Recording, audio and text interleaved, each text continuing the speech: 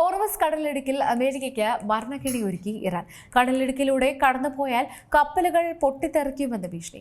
ഒളിയുദ്ധത്തിൽ പകച്ച American president Donald Trump ഭീതിയിലായി പശ്ചിമേഷ്യ. ലോകത്തിലേക്കും വെച്ച് തന്നെ ഏറ്റവും വലിയൊരു ഇന്ധന ഗതാഗത പാത ഏതെന്ന ചോദ്യം ഉയർത്തിക്കഴിഞ്ഞാൽ സംശയമേതും തന്നെ കൂടാതെ ഇന്നാർക്കും പറയാൻ സാധിക്കും അത് ഹോർമുസ് കടലിടുക്കാണെന്നുള്ള കാര്യം.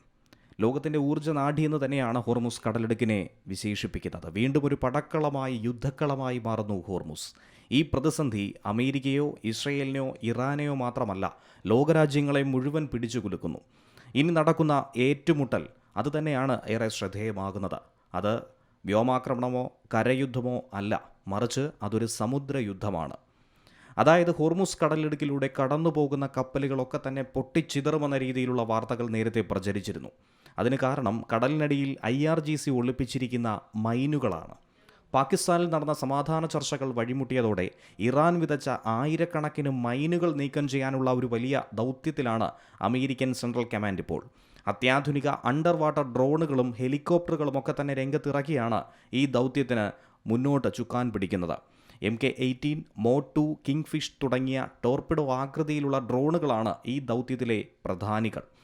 കടലിനടിയിൽ ഒളിപ്പിച്ചു വെച്ചിരിക്കുന്ന സ്ഫോടക വസ്തുക്കളെ കണ്ടെത്തി അതിനെ തകർക്കാനുള്ള അസാമാന്യ ശേഷി തന്നെയാണ് ഇവയ്ക്കുള്ളത്. ഓപ്പറേഷൻ എപ്പിക് ഫ്യൂറി എന്ന് തന്നെയാണ് ഈ ദൗത്യത്തിനും പേരിട്ടിരിക്കുന്നത്. രണ്ടാം ലോക മഹായുദ്ധത്തിന് ശേഷം യുദ്ധക്കപ്പലുകൾക്ക് ഏറ്റവും കൂടുതൽ നാശനഷ്ടമുണ്ടാക്കിയിട്ടുള്ളത് കടൽ മൈനുകൾ തന്നെയാണ്. അതുകൊണ്ട് തന്നെ നേരിട്ട് കപ്പലുകൾ അയക്കുന്നതിന് പകരം ആദ്യം ഡ്രോണുകളെയും റോബോട്ടിക് സംവിധാനങ്ങളെയും അമേരിക്ക ആശ്രയിക്കുന്നു. ഇത് ആഗോള സമ്പദ് വ്യവസ്ഥയുടെ സുഗമമായ ഒഴുക്ക് അത് വീണ്ടെടുക്കാനും ഈ നിലനിൽക്കുന്ന അനിശ്ചിതത്വങ്ങളൊക്കെ തന്നെ ഒഴിവാക്കാനും വേണ്ടി തന്നെയാണ് സമുദ്ര യുദ്ധമുഖത്ത് ഒരു വാശിയേറിയ പോരാട്ടത്തിന് അമേരിക്ക തയ്യാറെടുക്കുന്നത്. ലോകത്ത് ഉൽപ്പാദിപ്പിക്കപ്പെടുന്ന പെട്രോളിയത്തിൻ്റെ 20%, LNGയുടെ 20% കടന്നു പോകുന്ന ഏക ഇടനാഴി കൂടിയാണ് ഹോർമുസ്. പക്ഷേ നിലവിൽ ഈ പാത ഇറാൻ പൂർണ്ണമായും അടച്ചിട്ടിരിക്കുന്നു. ഏകദേശം 2000 മുതൽ 6000 വരെ നേവൽ മൈനുകൾ പലയിടങ്ങളിലായി ഈ സമുദ്രത്തിൽ ഇറാൻ വിതച്ചിട്ടുണ്ട് എന്ന് തന്നെയാണ് അമേരിക്ക കണക്കാക്കുന്നത്. അതിൽ ഏറ്റവും ആശങ്കപ്പെടുത്തുന്ന ഒരു വസ്തുത എന്തെന്ന് ചോദിച്ചാൽ ഈ മൈനുകൾ എവിടെയൊക്കെയാണ് സ്ഥാപിച്ചിരിക്കുന്നത് എന്നതിൻ്റെ കൃത്യമായ വിവരം ഇറാൻ്റെ പക്കൽ പോലും ഇല്ല എന്നുള്ളതാണ്. ഈ പ്രതിസന്ധി കടലിടുക്കിനെ ഒരു മരണക്കയമാക്കി തന്നെ മാറ്റിയിരിക്കുന്നു. ഒരു ചെറു അശ്രദ്ധ പോലും വൻ ദുരന്തം വിളിച്ചു വരുത്തുമെന്ന കാര്യത്തിൽ സംശയമില്ല.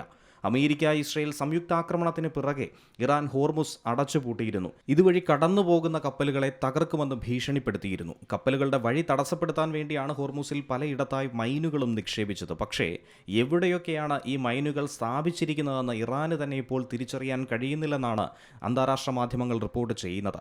ഹോർമുസിൽ മൈനുകൾ സ്ഥാപിക്കാൻ ചെറു റോബോട്ടുകളെയാണ് ഇറാൻ ഉപയോഗിച്ചത്. കഴിഞ്ഞ മാസമായിരുന്നു ഇറാൻ ഹോർമുസ് കടലിടുക്കിൽ പലയിടങ്ങളിലായി മൈനുകൾ സ്ഥാപിച്ചത്.